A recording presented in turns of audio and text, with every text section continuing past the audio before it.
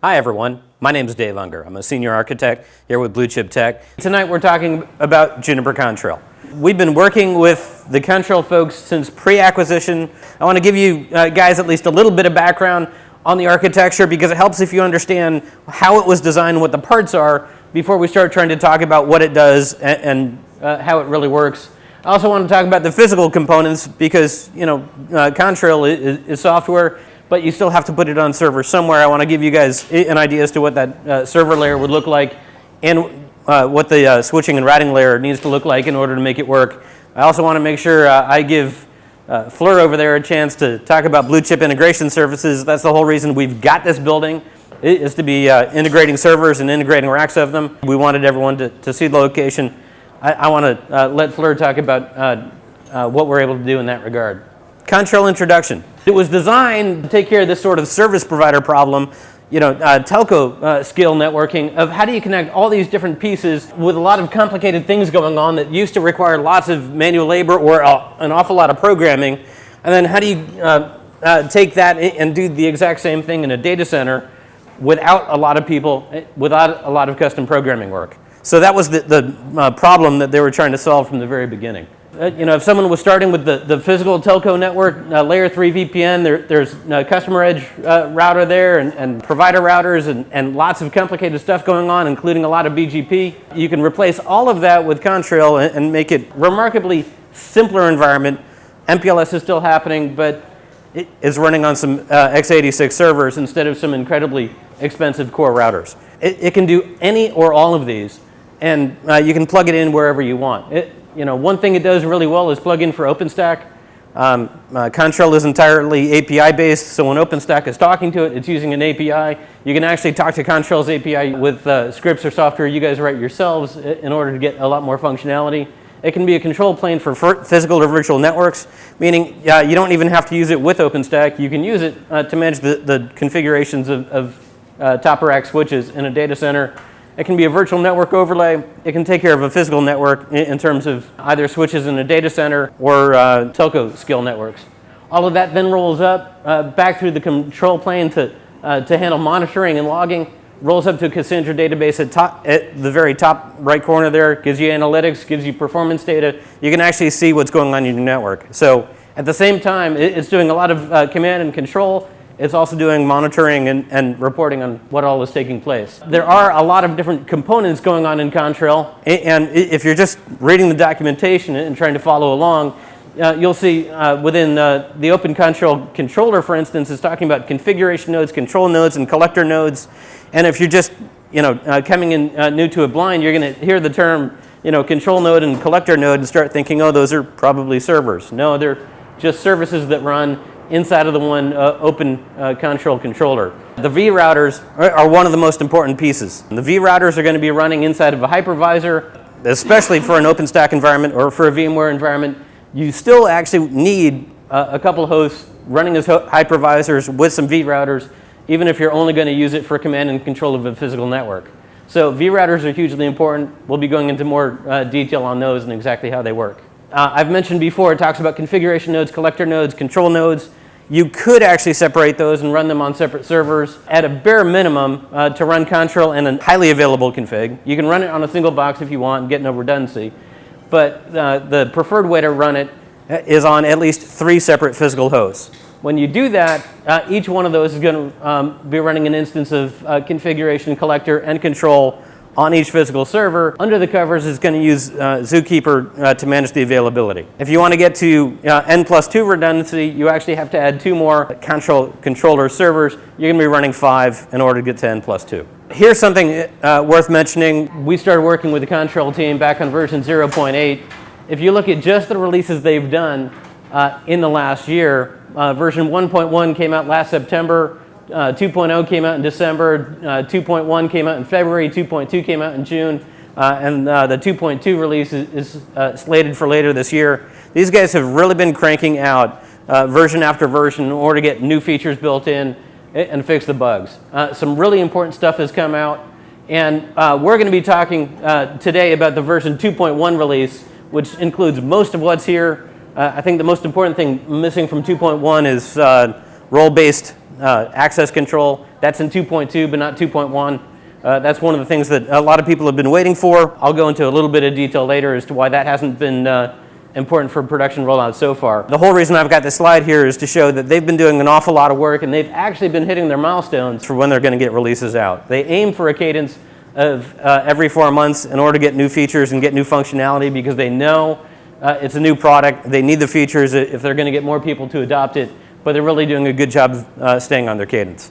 Now, I said we were going to talk a little bit more about vRouters because, it's pretty important. The Contrail controller is going to be doing all of the connection into an Openstack server through a dedicated management interface, because Juniper has a real strong mindset of let's separate control plane from data plane, and that design architecture followed through with this. So the controller is going to be talking to each of the servers through a dedicated management interface in order to get to the control plane of the vRouter, and then all the data magic is happening over here. Inside the controller, each and every one of the controller nodes, whether it's 3 or it's 5 or it's more, they're all running IBGP. They're all talking to themselves that way. When they start talking out here to the vRouters, everything is XMPP, which essentially is just an XML wrapper around IBGP. It's because each hypervisor is going to have this little piece of software, basically a small virtual machine running on the hypervisor that's running as a BGP router that's talking to all the others. And so when a virtual machine gets spun up, the vRouter knows about it, and it goes, okay, here's the IP address of this machine, let me create a host route. It's then going to replicate it to all the other vRouters and to all the controllers. And so it scales incredibly better than an approach that would be, layer 2 dealing with MAC addresses and whatnot. You're going to run out of MAC table entries on your top of rack switches pretty quickly. These guys are all doing the encapsulation. You're not going to see the MAC addresses on your network. It's either GRE or VXLAN encapsulation. What you are going to see are the MAC addresses assigned to the vRouters, and then a lot of host routes being populated on the vRouters, on the controllers, and on the forwarding tables on the switches. So you can easily scale an environment with this sort of architecture to where you're going to be handling hundreds of thousands, a million, or even more virtual machines in a single compute cluster. This is just to give you an example as to what's happening on the forwarding plane. If you think about things way up at the top of the screen there where it says compute node, that's the virtual space. That's where your VMs are going to be. And so when a VM is going to try to send something over the network, it's got the payload, it's going to drop it down across that boundary, handing it off to the physical side of the vRouter. That's where it all gets encapsulated. And so down here where it's saying, physical IP2, it knows that the destination is going to be over here on the ETH1 for your second server. It's got the destination. It just has to get to the server. It's going to get unencapsulated and dropped off with the VM on the other side. If you start trying to do any sniffing on the network down here, you're not going to be seeing a VM's IP address. You're not going to be seeing a VM's MAC address. You actually have to start digging in through the encapsulation to figure out what's going on. I mentioned this a little bit before. You've got the XMPP happening down here to talk to the compute nodes, because everything else internally to the controllers is going to be IBGP talking to all the different things, whether it's the 3 or 5 or more control nodes, whether it's going to be gateway routers like an MX router getting updates. And when it says service nodes, those are going to be servers that are acting as gateways, talking to top of rack switches where it's managing the configuration. The underlying story, though, is everything is happening over IBGP or XMPP with BGP being encapsulated. When it comes to the point where, okay, I've got it in operation, now I'm going to start doing some troubleshooting, that's the number one stumbling block of, oh, wait, if I go ahead and deploy this and it breaks, how am I going to troubleshoot it? Honestly, that is one of the things that gives people pause. Talking about a configuration node, if you're running Contrail, so if you look at this, just like anything OpenStack related, everyone likes to talk about everything being API based. There's a NoSQL database underneath holding all the configurations. The plumbing is the important part, not necessarily the building blocks, but that you've got this happening as a distributed database across all 3 of the nodes. One goes offline, you don't have to worry. The other 2 are still going to be there. They're still going to have a quorum. You've got the message bus going on for you make a config change, it's going to get populated out. It's not an eventually consistent design, it's going to be consistent right from the beginning. I do want to mention a couple non-OpenStack use cases. An important one is if you actually had a Contrail domain, this would most typically be a VXLAN segment going through MX series routers. You can use Contrail as the gateway to get to the rest of your environment. The Contrail domain could be OpenStack, could be bare metal servers. In a case like that, you're really using Contrail just to simplify the plumbing. Another one here, more and more interest these days in folks wanting to use Contrail for VMware deployments. OpenControl costs significantly less than VMware NSX, given that NSX costs more than vSphere Enterprise Plus by itself. It more than doubles your cost in VMware. So a lot of folks are starting to look at this. The top two are the ones that are already very definitely supported, very definitely deployable today. One would be using OpenStack just to handle the configuration of multiple hosts, whether it's KVM or ESXi, and you end up with a vRouter running there. It gets even more interesting if you've got VMware, vCenter itself, talking to Contrail, and then managing the network design. That is the use case that I've started to see people looking at Contrail for, okay, I've already been using VCD, vCenter Cloud Director. VMware doesn't sell that anymore, doesn't want to sell that anymore, so I need something else that's going to take care of the network orchestration, the network segmentation. That's a well-supported use case. These next two are ones that are still only on the roadmap. They're getting there.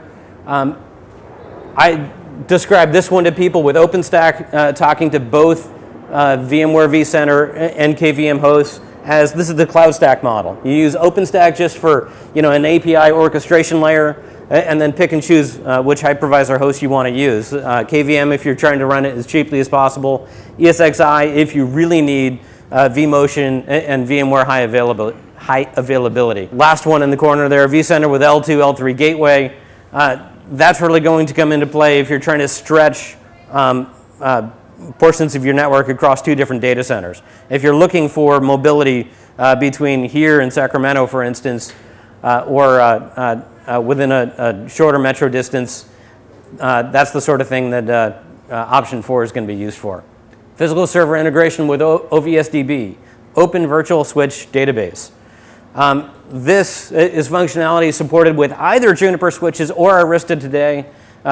Soon enough, it's also going to be supported with Cumulus and with Pika 8. The idea is you can get your individual top-of-rack switches, which are these guys right here, showing the OVS DB instance. You can get them running a copy of OVS DB and use that as the way that it talks to Contrail. Therefore, Contrail can start giving it configuration instructions. Add this VLAN to that port, take it away, that kind of thing. So that when things move on your physical servers, or you decide, well, okay, this server isn't going to be in my DMZ anymore, let me move it to my back end. Contrail can already orchestrate that by talking to OVSDB on the switch and make the change for you. So it's a way to get out of the business of manually reconfiguring switches when you've got workloads that need to move around a data center, including for bare metal switches. Bare metal switches handling bare metal servers, not just VMs. OpenControl, is OpenControl a complete copy of Contrail? Or is there something that they've withheld? Is there some secret sauce that Juniper is not going to give me? And in terms of the source code, it's all open source. It's all there with a permissive Apache 2.0 license. Use it, consume it, do whatever you want with it. The secret sauce they're not going to give you is their time and effort, or professional services or support for helping get things working. They've packaged it 3 different ways for if you want to pay them in order to make it easier. And the naming gets kind of complicated. Contrail networking is just the Contrail pieces. It can be used with OpenStack, it can be used with VMware, it can be used in a number of different things, but it isn't packaged with it. It's just the 3 servers that are going to be running Contrail components. When you get to Contrail Cloud, that's when they start bundling it with their own distribution of OpenStack. And that specifically is going to be OpenStack Juno on Ubuntu. They don't have an option of, well, can you sell me Contrail Cloud, but give it to me on CentOS? They don't do that. They're still rather opinionated about the fact that the version that they want to support, that they want to recommend, is going to be running on Ubuntu. And then the last one down there, Contrail Cloud Reference Architecture, that's basically something they see being done either for a small pod for, let's stand it up and do some testing. They're also seeing that happen for telcos that are saying, hey, look, I want Contrail, I want it, packaged up. I don't want to have to support it in terms of, I don't want to have to hire OpenStack guys. So wrap it up, put a bow on it, and sell me a complete package. I told you guys we'd be talking about the physical components because I spend a lot of my time dealing with servers, some of my time dealing with switches and routers. I want to talk about the physical components, and I want to talk about the common choices. This is a list of 8 servers. You've got an infrastructure management / Jumbo server, cloud controller, cloud controller, cloud controller, and the next 4 are compute and storage. This is the way Juniper likes to steer folks toward deploying it. You could get away with only using, for instance, 3 compute and storage nodes. If you really wanted to minimize things, you could get away with 2. But in order to do a highly available configuration, this really is the minimum. And you see there's one QFX 5100 switch, there's one MX80 router, and then way over on the side there's an EX 3300 out-of-band management switch. You could collapse all of this down like we've done in here, use one QFX switch to handle the out-of-band management tasks also, and whether you use the MX router or not is optional, but it is really cut and dry that you need at least one server, could be a lightweight server to be the infrastructure manager node, 3 fairly beefy servers to be the cloud controllers, and at least 2 more nodes to be doing compute and storage. When it comes to hardware requirements, the cloud controllers really need to have at least 128 gigs of RAM. They should be dual Xeon servers. They could be Ivy Bridge, they could be Haswell. The more important thing is the 128 gigs of RAM and a decent amount of compute going on. Where things get a little bit more advanced is if you start trying to make sure you've got redundant top-of-rack switches. That could be a virtual chassis of QFX switches. It could be a pair of discrete switches and some MC-lag connections. It could even be Arista. It doesn't really have to be Juniper. Certainly love for it to be, but that is the much more robust build out. And when it comes to the MX routers, the reason to have them there is so that they're going to be operating. You can have them actually picking up a VRF, virtual routing and forwarding instance for each of your LAN segments. That way you can see the routes showing up. You can do a lot more troubleshooting if you've got them there. I wanted to give you guys a recommendation also for doing server options that have 4 nodes in a 2U chassis. Up top, bare minimum, you would do 2 chassis, 4 nodes each in order to get all the compute that you need for doing the infrastructure, the 3 cloud controllers, and then some compute and storage nodes. And compute and storage is another way of saying hypervisor host. You're going to want some of those if you're running OpenStack in order to make it useful. You would still need at least 2 of them, even if you're just doing it to control bare metal switches. Bottom recommendation, I personally am steering people toward, if you're going to deploy OpenStack, separate the storage from the compute. You're going to want to scale them differently. The storage nodes are going to have much more disk I/O, less compute needs. Compute needs are going to have much more compute-intensive tasks, and you're going to want some SSDs in your compute nodes for ephemeral storage in order to make tasks go faster, and make people happy with your environment. The infrastructure node for Contrail is used to install the operating system and the Contrail components on all the other servers. It's also going to be the piece that installs OpenStack for you. So it's going to be very scripted, very repeatable. You're going to be able to blow it away, start over again if you want to in an experimentation mode. If you're rolling this into production, you will already have gone through the process of creating the scripts and figuring out exactly how you're going to roll out new set of infrastructure after new set of infrastructure. One of the best reasons to be doing this is it makes everything you're doing much more repeatable. Network details.